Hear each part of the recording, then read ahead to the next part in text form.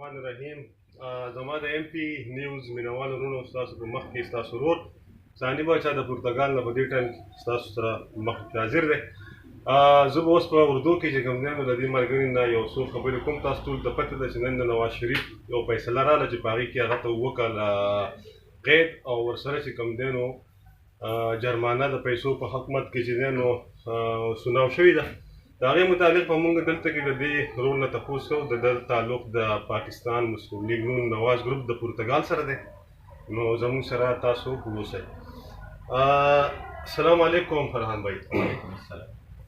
ابھی جو ہے نا آپ نے بھی سنا ہوگا آپ کے جو لیڈر ہیں جناب نواز شریف سابقہ وزیر اعظم پاکستان، اس کو جو ہے نا سپریم کورٹ نے جو احتساب عدالت ہے اس نے سزا سنائی ہے. ان کو 7 سال قید اور کچھ جرمانہ بھی ہے. تو اس کے حوالے سے آپ ہمارے ناظرین کو کچھ بتانا پسند کریں گے؟ سزا کے بارے میں تو ہم کچھ نہیں، کوئی تبصرہ نہیں کریں گے. سزا تو چلو عدالت نے دے دی، لیکن جو ہوا غلط ہوا. ہم عمران خان کے لیے ضرور کریں گے اب وہ اس کام کو چھوڑے کہ میں نہیں چھوڑوں گا، ہر جلسے میں نہیں چھوڑوں گا. ابھی جو کرنا ہے اداروں کو کرنے دو اور خود ملک کے بارے میں سوچو. ملک کو بھی کسی طرف لے کر جاؤ، نہ بجائے اس کے کہ ڈبوتا جا رہا ہے. 4 مہینے ہو گئے اس کی حکومت کو اور اس نے ملک کا بیڑا غرق کر دیا ہے.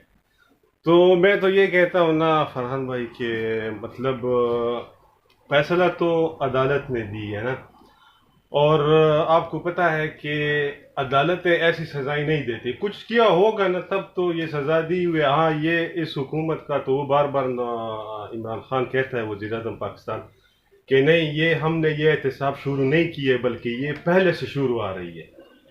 نہیں تو کیا ہوگا میاں صاحب نے؟ نیب یہ بھی تو پروف نہیں کر سکا. کوئی رسید نیب ہی ہمیں دکھا دے کہ یہ ٹرانزیکشن ہے، یہ میاں صاحب نے بیٹوں کو دیا یا یہ میاں صاحب نے کک بیک یا اس سے پیسہ حاصل کیا. کوئی چیز ہمیں بھی دکھا دے جس سے ہمیں بھی یقین ہو کہ ہاں میاں صاحب نے ایسا کیا ہے.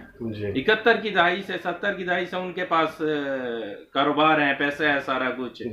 دادا نے بچوں کو دیا ہے جو پیسہ، تو وہ دادا کی قبر کا ٹرائل کریں گے، وہاں سے دادا کو نکال کے لائیں گے پوچھنے کے لیے. یعنی آپ اس سزا سے مطلب خوش نہیں ہو؟ نہیں ہے ہم. یہ سراسر مطلب آپ کہتے ہو کہ زیادتی ہے. زیادتی ہے یہ میاں صاحب. ٹھیک ہے فرحان بھائی، بس اللہ تعالیٰ بہتر کرے ہمارے ملک پہ جو ہے نا، اللہ تعالیٰ رحم فرمائے. اور میں تو یہی کہتا ہوں کہ اپنی طرف سے، اور آپ بھی انشاءاللہ یہی چاہوں گے کہ مطلب ہمارے ملک میں ایسا نظام ہو جو عدل کا ہو، اور جس نے مطلب کوئی کرپشن کیا ہو اس کو سزا عدل کے مطابق ہو. ایسا نہیں ہو کہ کوئی کسی سے زیادتی کرے.